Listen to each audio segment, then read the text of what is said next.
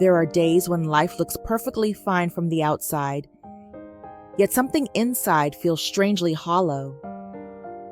You wake up, move through routines, answer messages, do your work, talk, smile. But there's a quiet gap sitting right in the center of your chest. A feeling you can't explain. A sense that something is missing, even if nothing is obviously wrong. This is emptiness. And the truth is, almost everyone feels it at some point. No matter how strong, successful, or put together they look. Emptiness doesn't show up loudly. It arrives quietly. Sometimes after stress, sometimes after a big change, sometimes after getting everything you thought you wanted, only to discover it didn't fill the space you hoped it would. And sometimes it shows up for no clear reason at all. That's what makes it so confusing. You may think, why do I feel like this? I should be fine. But emptiness isn't a failure. It's a signal, a message, a whisper that something deeper needs attention. For some people, emptiness appears when life becomes too repetitive, when every day feels like a copy of the previous one. Your mind moves on autopilot, but your heart gets left behind. You start functioning instead of living. You do what you have to do, but you stop feeling connected to any of it. And slowly, your inner world becomes quiet. Not peaceful, but muted, like someone turned the volume down on your emotions.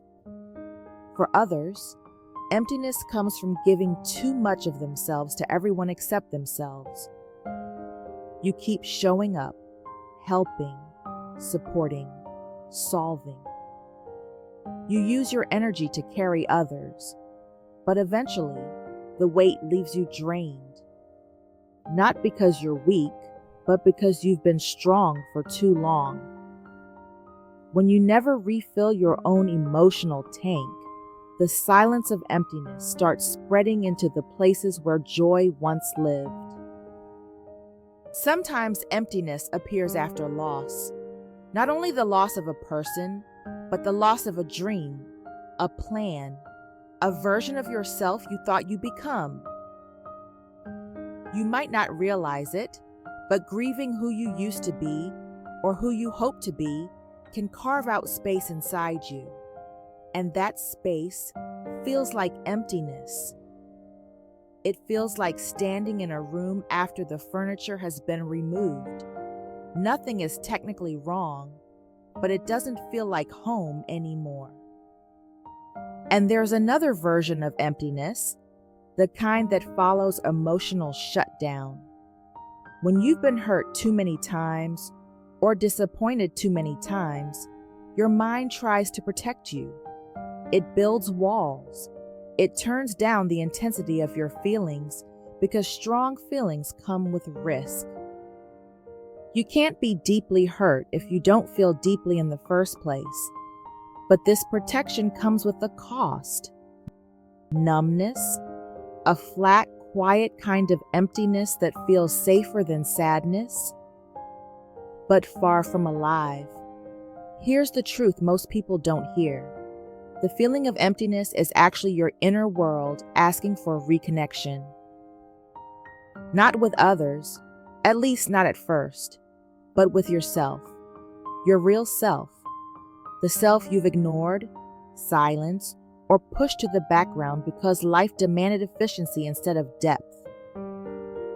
Emptiness is a signal that something meaningful inside you wants to return. Maybe creativity, maybe passion, maybe rest, maybe purpose, maybe honesty, maybe the courage to admit that something in your life is no longer right for you. Emptiness doesn't appear because you're weak. It appears because you've grown beyond the life you're currently living. People think the opposite of emptiness is excitement or happiness. It isn't. The opposite of emptiness is connection to yourself, to your values, to your truth. You don't fill emptiness with distractions. You fill it with alignment. Sometimes that alignment is small, slowing down, taking time alone, letting yourself feel again, reconnecting with what you love, saying no to things that drain you. Sometimes it's bigger, changing your environment, healing old wounds, leaving situations where you're invisible, starting something that scares you but calls you. Emptiness pushes you toward these changes not to punish you, but to free you. If you feel empty right now, remember this. It's not the end of something. It's the beginning. A quiet invitation to rebuild yourself honestly, gently, and bravely. A sign that your soul is tired of living halfway and wants you to come back home to yourself. You're not broken. You're awakening. Emptiness is not a void. It's space. Space for something new.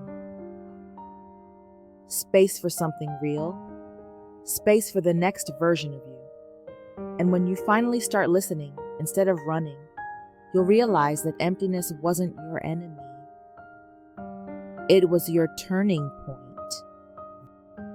This is what's behind.